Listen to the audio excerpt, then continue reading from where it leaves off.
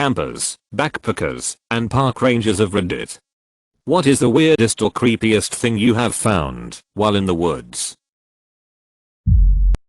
Not me, but a buddy found a young kid, 16 I think, in the process of trying to hang himself about 5 years ago. He was hooking a makeshift noose up to a tree. Upon seeing my friend he stopped. My buddy talked with him, and they walked and talked. The lad was gay and his parents and family had disowned him when he came out to them.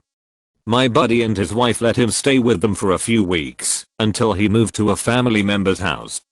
They are still firm friends. Was camping in Norway during summer a couple years back. One morning while I was half asleep considering to get up or not, the tent suddenly started to shake violently. First thought in my mind was that it was a random hiker effing around with my tent, so I shot out of the tent in my pants to confront the foe. I was greeted by over 100 caribou surrounding my tent. Turned out the bravest reindeer tripped over the lines of my bright orange high visibility tent.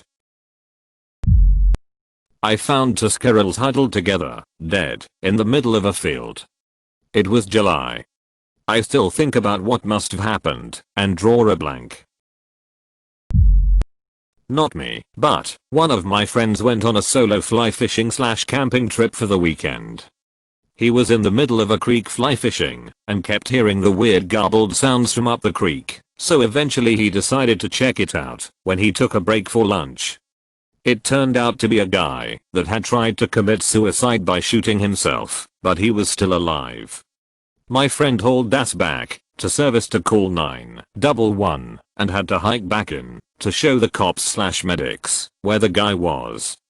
Never found out what happened to him, but my buddy was so freaked out that he had been that close as the dude was just laying there for hours. Deer snuck up within a couple feet behind me, then suddenly coughed. Sounded just like a human, and I knew I was the only one out there. Gave me a damn near heart attack.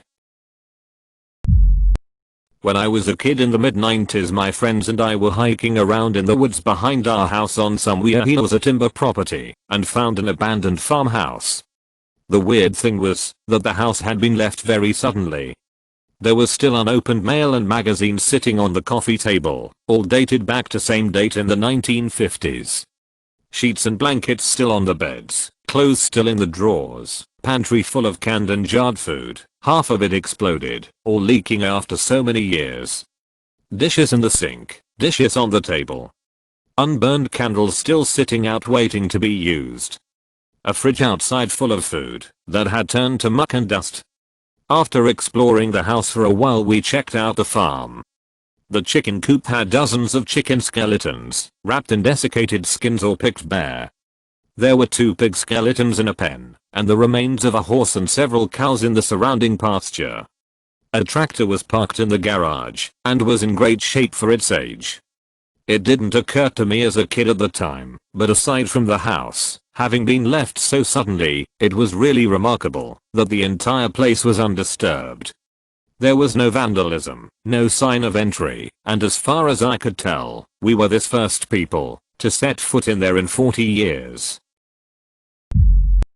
I was like 12 and lived near the sand dunes.